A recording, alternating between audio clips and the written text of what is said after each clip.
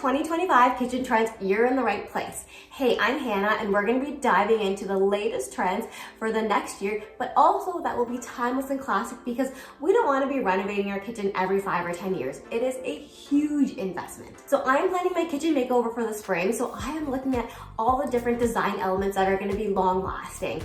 So come along with me if you're looking to make your house beautiful on a small budget. One of the most common questions that people wonder is what color should I paint my kitchen cabinets? Now, this is gonna make the biggest impact in your space because when you walk into a kitchen, what you usually see is ceiling to floor cabinets all the way across and sometimes in a U shape. So what color you pick for your cabinets will really determine the kind of mood that you have in your kitchen. The most popular color that will continue from 2024 is actually cream cabinets. So white cabinets are just a little bit too sterile, and we moved away from the white cabinets and into cream. Cream is a really great option because there's a lot of soft color tone that you can lean into. Now, if you're looking for something with a little bit more depth and dimension, cream cabinets with an alternating oak cabinet is really going to be popular. So think about cream uppers and oak bottoms, or cream around the perimeter and an oak island. The oak also adds a lot of warmth into your space, and those wood tones are always very classic.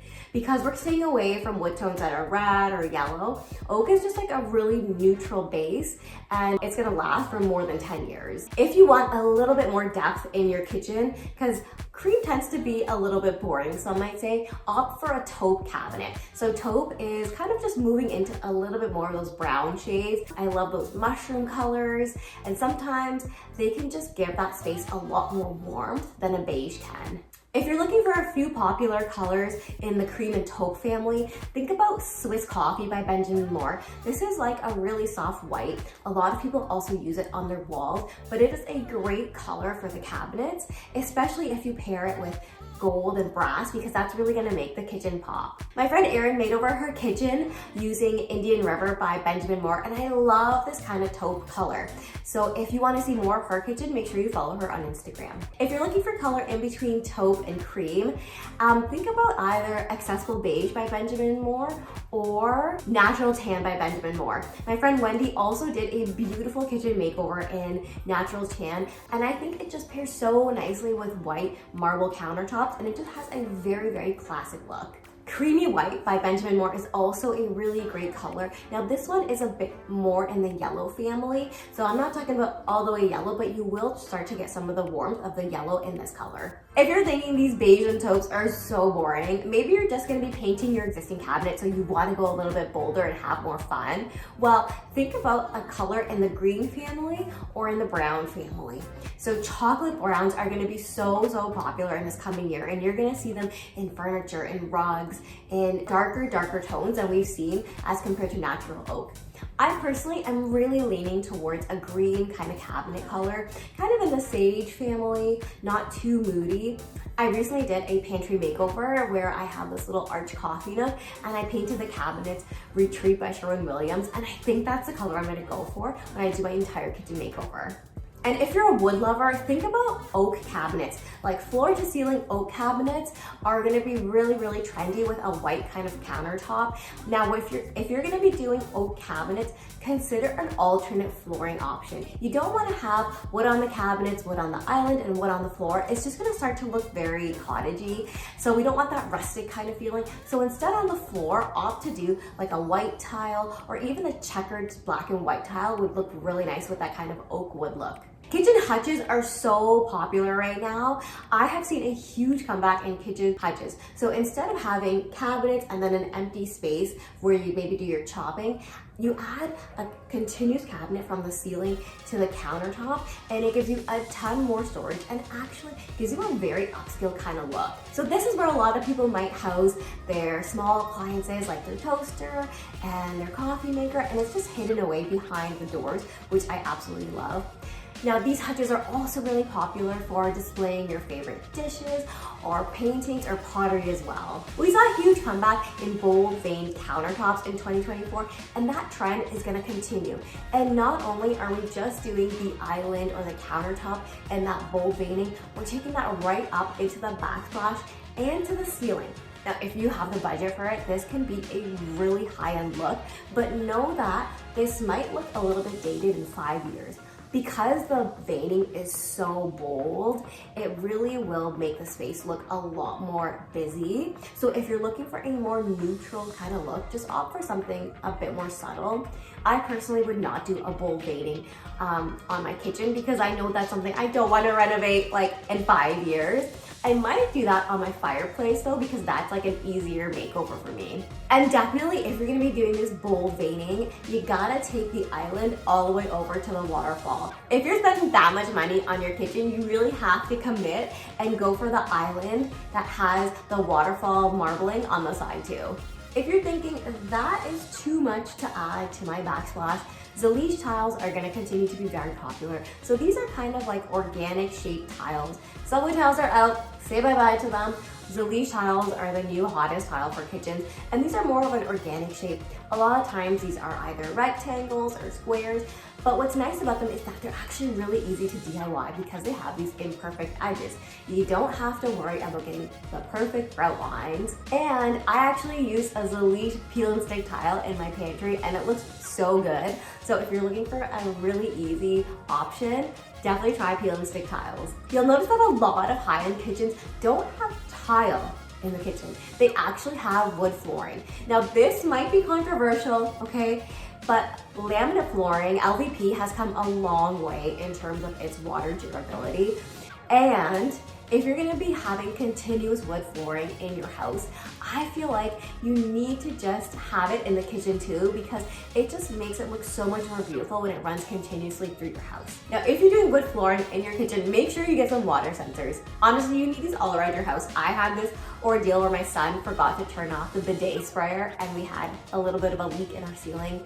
And like the amount of damage that water can cause, it makes me shudder. So anyways, get the water sensors regardless of whether you're gonna be doing wood flooring or not, because anytime you have like a fridge dispenser or your dishwasher, these little sensors, they're so small, you put them right underneath, but they have a really loud alarm, and you can even get ones that will send you a push notification to your phone so you can run and turn off your water supply. That's just my 2 cents because we went through this like 2 months ago and it was such an ordeal. Do not forget about your hood design. I feel like hoods are the new it thing in the kitchen, and there are so many different options for your hood design.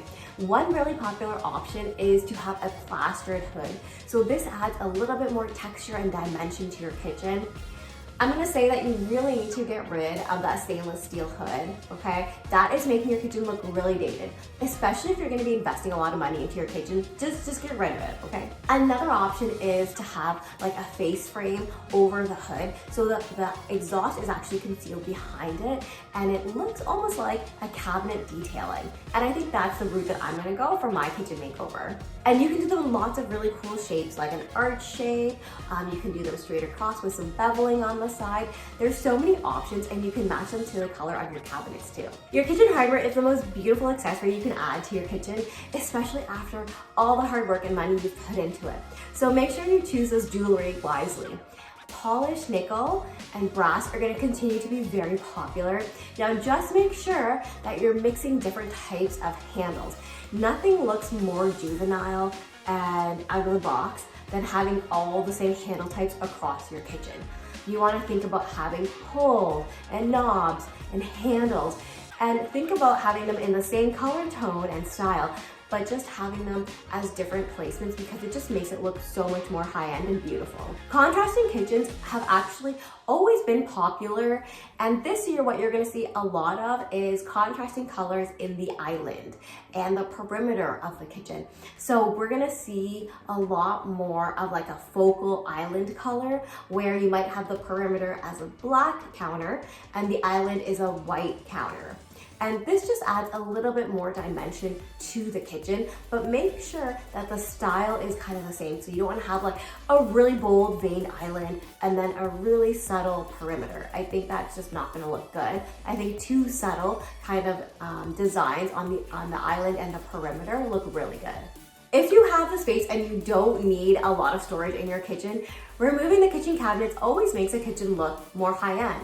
And what you can do instead is add a beautiful marble shelf.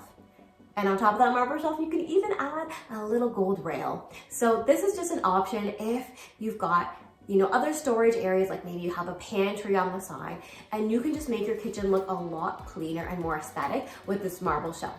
And make sure you're matching that marble to your kitchen island or the countertops as well. Microwave drawers are going to be so popular in 2025. So a lot of the times you might have seen a microwave on top of the stove.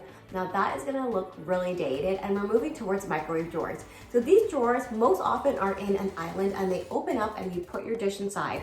But they can also be in a stacked pantry where you've got drawers underneath and a cabinet on top. Or you can put it along the perimeter of your kitchen as a microwave drawer, maybe beside the oven, and that's really functional as well. Now these do require additional electrical work, so just make sure when you're planning your kitchen, you take that into account. I personally love the look of a dairy island in a kitchen instead of a traditional island. If you do not need the storage, I really think this is one of those things that looks a lot more custom, and it's something that not everyone has. When people come to your house and they see your kitchen, they're gonna be like, wow, what is this table? Where did you get it from? And they're gonna ask you the history behind it, because it's one of those things that you see a lot more in classic homes. It's very kind of like England style, and it is very hard to source these types of tables. So you could even DIY one yourself and just get the kind of legs from the hardware store and build that kind of island out for yourself. I'm actually considering doing this for my kitchen, especially because my kitchen is very small, so having an island in there makes it look very heavy, but I'm thinking about lightening up the load, because underneath the dairy island, you don't have those heavy cabinets and you can actually see the flooring. Coffee nooks are gonna always be popular in a kitchen, especially if you can somehow conceal it in a pantry or hidden away just a little bit. Coffee bars, just with the rise of at-home coffee machines, we all want like a little spot where you can go and make your morning coffee and it looks nice, and it's not as nice as going to the coffee store where someone's gonna make it for you, but at least you can have a little bit of a vibe while you're making your morning coffee. Pendant lights will continue to be really popular in a kitchen. So right now, if you've got a long linear light over an island, consider changing that from a long linear light into 2 pendants or 3 pendants. Now this is something actually really affordable and easy to do, where you don't have to like update your entire kitchen, but just by changing the lighting, you can change the entire mood. And I really love large dome lighting. Thinking about having that kind of ambiance where the pendant hangs pretty low and it's really dramatic in your kitchen. Arches have been really popular in homes for the last couple of years, so don't overlook the opportunity to add an arch to your kitchen. Now this could be something simple like the entryway into the kitchen, add an arch there. You can also add this kind of arch shape on top of your stove, like where your exhaust is gonna go, and it just brings a little bit of like warmth into the space, because all of your cabinets are square, your stove is square, your fridge is a rectangle, so all these things are just really geometric. It's nice to offset them with something a little bit softer with that curve. So you might be thinking, this is so many trends and how do I incorporate all of these? I don't have the budget to go and make over my entire kitchen. I think it's really great to pick like 2 or 3 of these trends that are easy and affordable for you to do. And the easiest ones to do are definitely to paint your kitchen cabinets, change out the hardware, and change out the lighting. Now the floors and the counters are probably not that easy to do unless you're doing an entire gut renovation, but just by those 3 things, you can really update your space and make it current. Thanks for joining me and talking about the kitchen trends for 2025. And I'd love to know, what are you planning on doing? What are some of the things that you're excited to do in your kitchen next year? I'll see you next time. Keep DIYing.